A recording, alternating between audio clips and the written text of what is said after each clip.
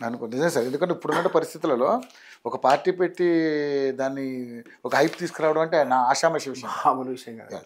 ఇక బీసీల విషయంలో మేము చాలా పకడ్బందీగా ఉన్నాం, బీసీలకి మేము లిఫ్టప్ ఇస్తామని చెప్తూనే కాంగ్రెస్ పార్టీ ఈరోజు మరి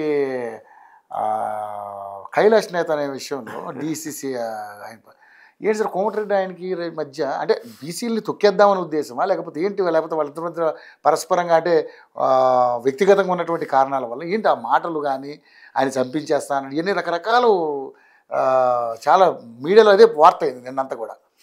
ఎలా చూస్తారు? అది డిస్ట్రిక్ట్ ఆఫ్ నల్గొండ అది రెడ్డి డామినేటెడ్ బాగా, రైట్ ఫ్రమ్ నల్గొండ కూడా. అందులో కోమటిరెడ్డి వర్గం అనేది ఒక ఎమర్జ్ అయింది, ఒక పవర్ఫుల్ వర్గంగా. ఆయన కానీ ఆయన సోదరుడు కానీ అటుపక్క ఉత్తమ్ కానీ, ఉత్తమ్ ఇంత పాలిటిక్స్ చేయడు కానీ కోమటిరెడ్డి బ్రదర్స్ మాత్రం. కానీ అటు హుజూర్ నగర్ కానీ ఇటు కోదాడ రెండింటి మీద బాగా ఉంటుంది అక్కడ, ఆ ఏరియాలో గ్రిప్ కోదాడ హుజూర్ నగర్ ఆ ప్రాంతంలో అనుకున్న గ్రిప్. మిర్యాల కూడా సాగర్ అంతా జానారెడ్డి గారి గ్రిప్ అక్కడ. మిగిలిన ప్రాంతం అంతా కూడా ఆ చుట్టుపక్కల పక్క ఉన్న కాన్స్టిట్యున్సీస్ కూడా కోమటిరెడ్డి బ్రదర్స్ ట్రెమెండస్ ఉంటుంది. అక్కడ మీరు పెట్టాలన్నా తీయాలన్నా వాళ్ళ కాన్సెంట్ లేకుండా పెడితే వాళ్ళు గొడవ చేస్తారు. బహుశా కైలాష్ నేత వాళ్ళకి యాక్సెప్టెన్స్ లేదేమో.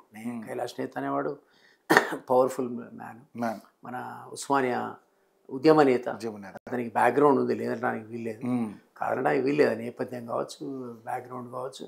అది మరి ఇక్కడి నుంచి రేవంత్ వల్ల పెట్టబడిన వాడేమో అని అనుకుంటున్నాను. అది సీఎం గారు కూడా దీని మీద స్పందించలేదు. అదే, బట్ అతని స్పాన్సర్డ్ బై సీఎం అయి ఉంటాడు. అది వెంకటరెడ్డి గారిని అడగకుండా పెట్టుంటే మరి డెఫినెట్లీ అది అలగలోలమే. సో వాడు ఇంటర్ఫరెన్స్, గతంలో ఆయన బూతులు తిట్టిన అన్ని కూడా ఇప్పుడు మళ్ళీ వైరల్ అవుతున్నాయి, మళ్ళీ బయటకు వచ్చి అవన్నీ. మళ్ళీ కూడా అన్నట్టున్నాడు, మళ్ళీ కూడా నిన్న ఏకిపారేశాడు కోమటిరెడ్డి వెంకటరెడ్డిని, మామూలుగా కాదు అసలు. అంటే వీళ్ళంతా అంటే బీసీల విషయంలోనే ఎందుకు అన్యాయం జరుగుతుంది, బీసీ 42% రిజర్వేషన్ బీసీలు కల్పిస్తామని చెప్తూనే బీసీలను తొక్కే ప్రయత్నం చేస్తున్నారంటూ కూడా అందరూ ఫైర్ అయ్యారు. అది ఓకే, అది సహజంగా వర్గపోరు, వాళ్ళ అంతర్గత పోరు. అది అంతర్గతం. ఆ గ్రిప్ పోగొట్టుకోవడానికి వాళ్ళు ఇష్టపడరు. అందులో భాగంగా వాళ్ళు చెప్పిన వాళ్ళైతే ఒప్పుకుంటారు, అయితే ఒప్పుకోరు. ఫర్ ఎగ్జాంపుల్ ఎమ్మెల్సీ ఇచ్చారు శంకర్ నాయక్కి, అది జానారెడ్డి గారి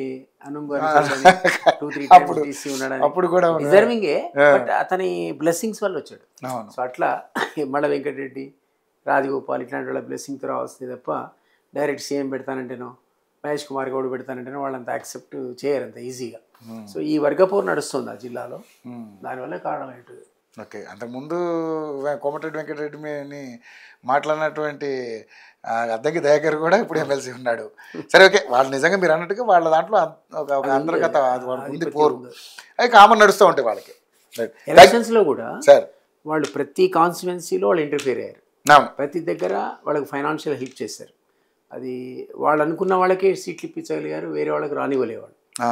మందుల శామ్యాలు కావచ్చు, మందుల శామ్యాలు పాపం చాలా ఓవర్ నైట్ 1 వీక్ 10 days ముందు గెలిపించారు. శామ్యాల దగ్గర రూపాయి లేదు, వేం కూడా అంతే, వేముల వీరేశం, వాళ్ళందరికీ వీళ్ళందరికీ కూడా వాళ్ళు ఫైనాన్షియల్ కొంత సహాయపడ్డారు ఎలక్షన్స్లో, అనడానికి వీల్లేదు. సో ఆ ప్రాబల్యం కాపాడుకోవడానికి వాళ్ళు అవన్నీ చేస్తుంటారు. వాళ్ళ క్యాండిడేట్ పెట్టుకుంటారు, వేరే వాళ్ళని రానివ్వరు. అద్దంకి దాకా రానివ్వడానికి అదే కారణం కదా. అద్దంకి దాకా అడ్డుకున్నారు కదా వర్చువల్లీ. ఆయన ఒక కామెంట్ నోరు జారినందుకు అసలు ఆ సీట్ ఇవ్వడానికి ఒప్పుకోలేదు ఆ బ్రదర్స్. సో దానివల్ల శామ్యుల్ ఒక్కసారి ఎమ్మెల్యే.